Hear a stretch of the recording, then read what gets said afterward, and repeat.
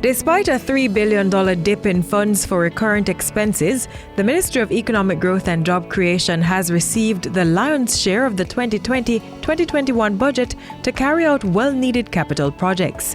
Find out which key areas will be prioritized in the upcoming financial year. From April 1, 2020 to March 31, 2021, the Ministry of Economic Growth and Job Creation is spending $11.46 billion on its operational expenses and executing its programs. Though the ministry received $3 billion less than it did last year, there have been increases to the budgets of 4 major agencies.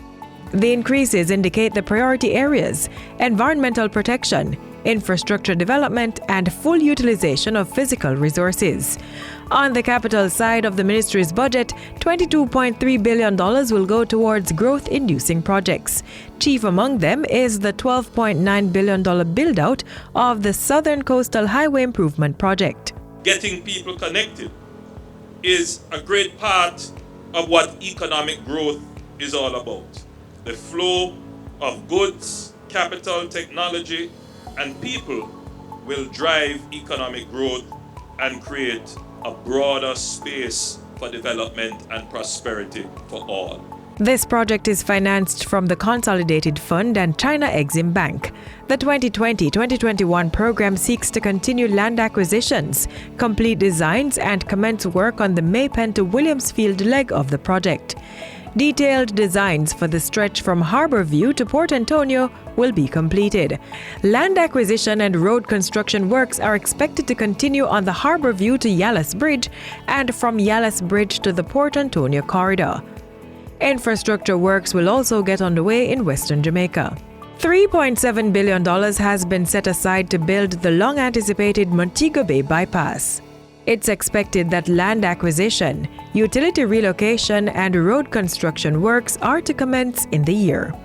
Still in Montego Bay, the $881 million closed Harbour Beach Park, which started in 2019, should be completed. The government has a deliberate policy of securing public spaces for the citizens.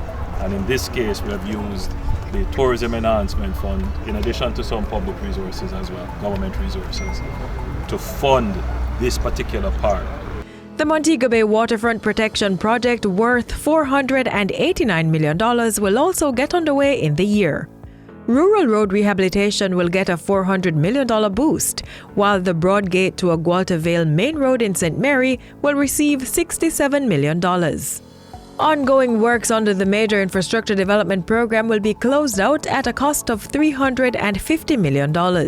So too will the construction and maintenance of water supply systems in communities and schools across rural parishes, to include Manchester, St. James, Portland, St. Elizabeth, and Clarendon. It is our intention to place greater focus on pollution control in the financial year. And with that in mind, a $49 million plastic minimization project will get underway.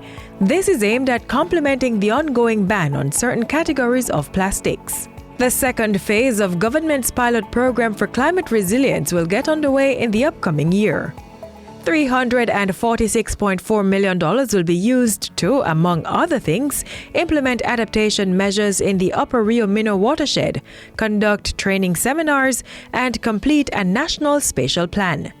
Work will continue on the Yallahs Hope River watershed management, which will see to the training of 120 farmers, reforestation of 50 hectares of land, and the execution of assessments within the area. The Negril Morass and its protected area will get $144.6 million in funding to conduct assessment and surveys to ensure the protection of the area. The vision would enable a part of Negril to compete with other jurisdictions in the area, other destinations in the area, in the region, while better managing the national resources of the area. Government will also be getting international support for its climate change adaptation and mitigation program. The Green Climate Fund, GCF, has pumped $140 million into the island's readiness initiative.